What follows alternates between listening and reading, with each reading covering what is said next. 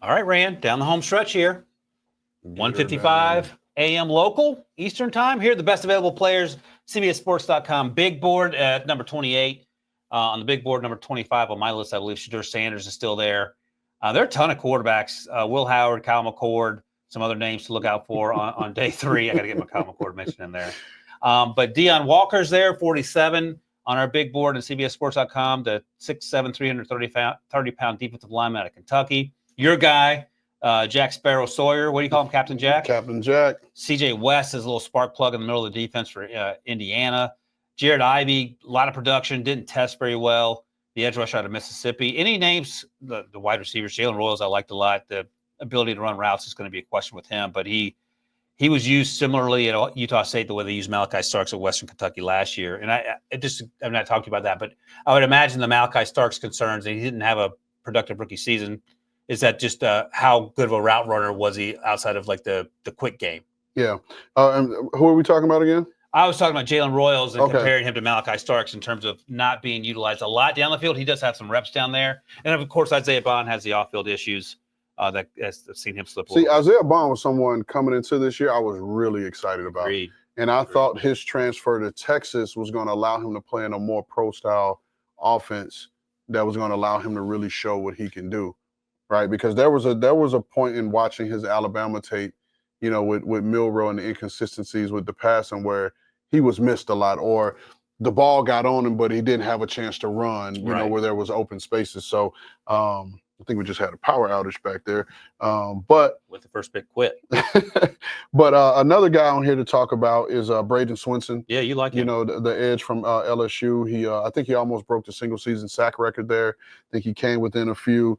Flipping through this list, Baron Sorrell from Texas was one. I know there had been some love for Smile Munden throughout the scouting community, as well as LaQuint Allen, Syracuse. Give you guys some love. And Aronde Gatson, the second, you know, South Florida kid and fellow Q Sky. Our guy Gunnar Helm still there. Gunnar Helm, Quinn Ewers, and you know, when we talked about on HQ and we talked about the reach for Dylan Gabriel, right? For like, to me, if you were looking for a guy to be a good backup, like, to me, that's where Quinn Ewers fits in. Quinn Ewers would have made a lot more sense for that pick for Kevin Stefanski than Dylan Gabriel on the outside looking in. Obviously, they have other things they're looking at. And you talked about Andrew Berry being the most analytics of analytics GMs.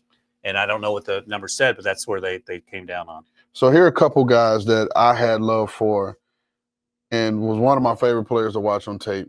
The safety out of Oklahoma, Billy Bowman. Okay, he ran like sub 4.4 as well. And so his nickname for us, and excuse the language, was Badass Billy Bowman. I love it. You know, when we watched him on tape, really loved him, had some love for him and the way he plays. My man Kamir DK gives some Gator love in there. I expect to hear his name called pretty early. Big slot, sub 4.4 guy. Yeah, particularly here in the fourth round. We talked about Quinn Ewers, Jordan Phillips, the big D lineman out of Maryland. We talked to him at the Shrine Bowl. Great young man, and I was extremely disappointed that this will be a shocker to you. He had 31-inch arms. So there we go. Realistically, that probably has a lot to do with it, right? Oh, yeah, absolutely. Yeah.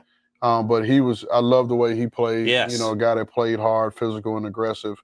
And just giving the running backs here some love. Trevor Etienne. Yeah. You know, for him to still be available on day 3. Not really a shock. You know, probably would have benefited and made himself best served to stay in school. But you think so? Yeah, but I'm pretty sure that Georgia backfield's loaded, and there were some young guys there that were nipping at his heels. Fair enough. To get out of there. A guy that I felt, you know, some love, and I don't know where he's going to be health-wise, and he's had some really good years at Arkansas before transferring to South Carolina, was Raheem Sanders. He ran faster than I thought. He was a sub 4.5 guy, so he hit 4.4.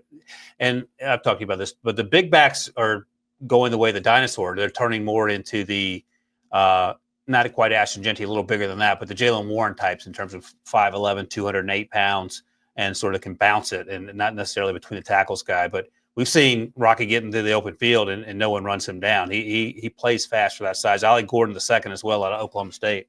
Yeah, and he was a guy that was super well thought of coming Yep. into the year. I think most people probably would have had him in their top 50, Yep. coming into the fall. Going back down this list a little bit more, I had my eye on a guy, Yaya Black out of Iowa. Big, huge mountain of a man.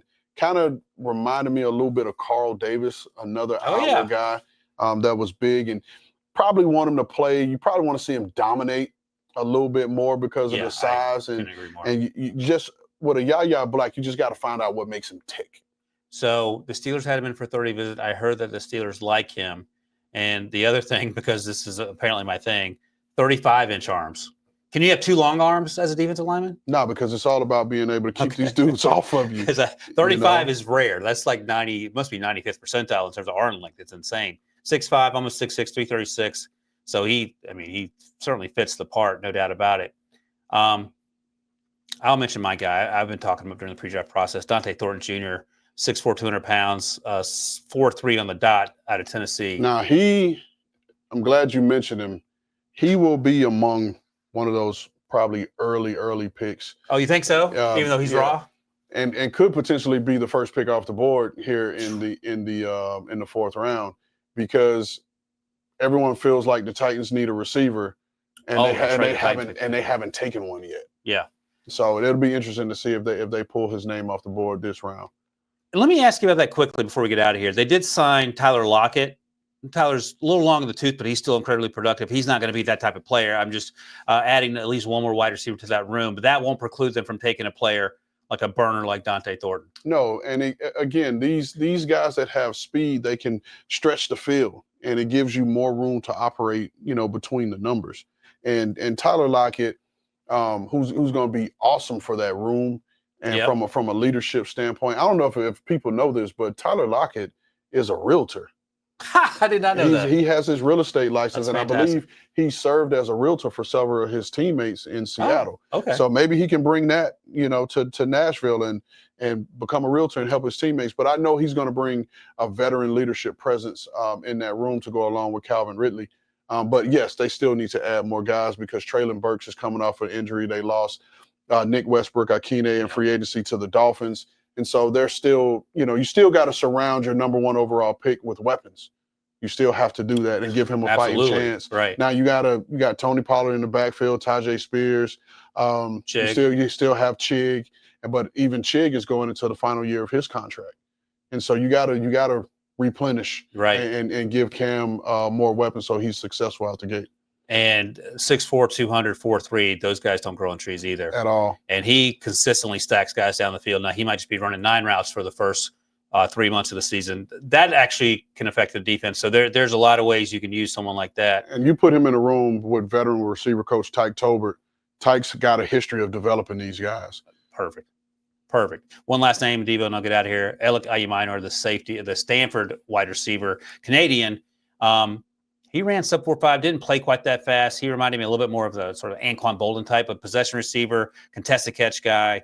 He's going to win at the top of the route with physicality. Another guy that I thought had a chance to be a top 100 guy, and he could be one of the first wide receivers off the board as well. I'm going to stop you real quick. You said something. You said Anquan Bolden. You know who's the greatest high school quarterback I've ever seen in my life? Where's Anquan from? It's from Pahokee. Oh, I didn't know that. Florida State guy. You giving Florida State guy props? That guy was the best high school quarterback I've ever seen. What kind of quarterback was he? He was a traditional pocket passing quarterback. That? And I want to say his last game at Florida State, he might have started and played quarterback because of injuries to Chris Ricks and that whole crew. We were on the same recruiting visit to Florida, and we begged him to come. And we already had a guy that was an early enrollee that was signed, and we were begging him, and he just kept telling us like, "Man, you already got a guy signed." Oh, that's the only reason. And we were, because I was committed, hadn't signed yet, and I was like, "Yeah, it's some guy from Indiana. Like, they don't play football in Indiana. It's basketball." But that Indiana guy turned out to be Rex Grossman. Oh, so, he did? Yeah. And you won? Did you win the national title with Rex too? No, we didn't win the national title. We won the SEC championship in 2000. I always say 9/11 cost me a natty. Oh, okay. We were getting ready to play Tennessee the week of 9/11. Did they cancel it? And they canceled that game. Okay. Tennessee, I think, was down 5 or 6 starters. Come back, play them last game of the season, and lose on the last play. we'll have to end this with a Steelers thing. My guy Hines Ward, prior to 1998, had to play quarterback as well for Georgia. He played everything for Georgia. He was a running back. He was a receiver, quarterback, everything. My frat brothers. Shout out to the brothers of Phi Beta Sigma Fraternity Incorporated. And he did it without an ACL. Never knew that. I'm pretty sure I have to double check. I may have been making that part up to grow the legacy, but and his teammate Antoine Randall now with the Bears was incredibly excited about their draft on day 2. We saw him celebrating in the back. 206, we're done. A little earlier than yesterday, but that's it for day 2.